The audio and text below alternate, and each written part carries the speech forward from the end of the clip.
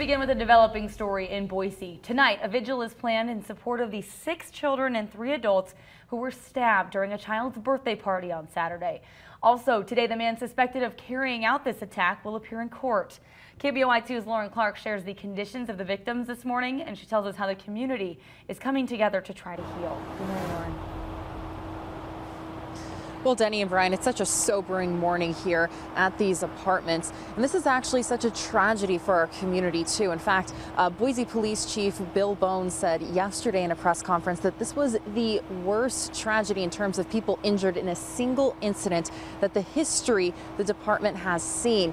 Now, we're going to be showing you some video here. This is when police showed up here Saturday evening, just moments after this all occurred.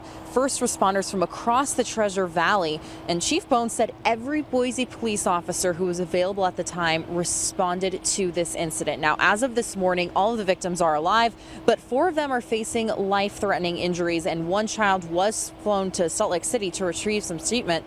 But the ages of the children range from 3 to 12. The remaining victims are 3 adults. Police confirmed that all of these victims are refugees coming to Boise from Syria, Iraq, and Ethiopia. Also consider a lot of these victims fleeing their native country because of violence there. Now, the suspect is 30-year-old Timmy Kinner, and he is from Los Angeles. Police do confirm that he is not a refugee and has only been in Boise for a short amount of time. Now, the weapon is being described as a large folding knife by police and was recovered in a nearby canal shortly after officers arrived here. Now, 2 children witnessed this brutal attack, and they told us they were playing outside when it all happened.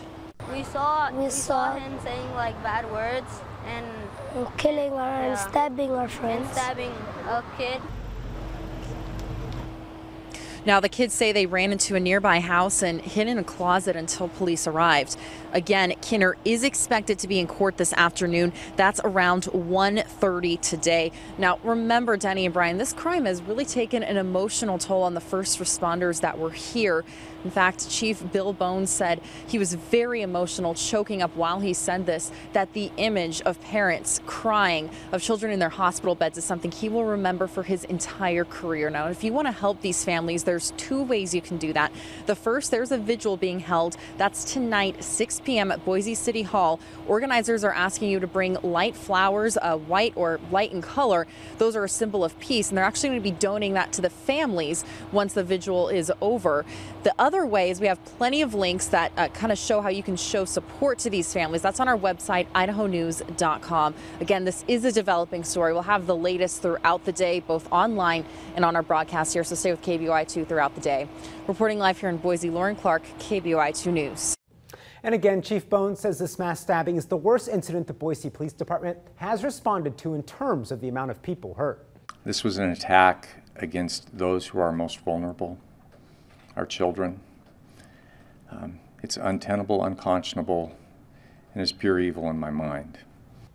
Chief Bones says Timmy Kinner, an out-of-towner, was staying with someone at that apartment and then was kicked out. Police say he did return Saturday night to exact revenge, but his former roommates weren't home. So according to officers, he decided to randomly attack innocent bystanders. The victims were attending a birthday party for a little girl. Well, now a deeper look into the suspect's extensive criminal history. We know that Timothy Kinner is from Los Angeles, but he has a criminal record that spans several states. Previously, investigators say he spent time in prison in Kentucky and has served time for crimes that included violence against others. Kinner was also recently arrested in Utah for stealing someone's wallet. He has not been arrested in Idaho before, but officers, again, don't believe he'd been here very long.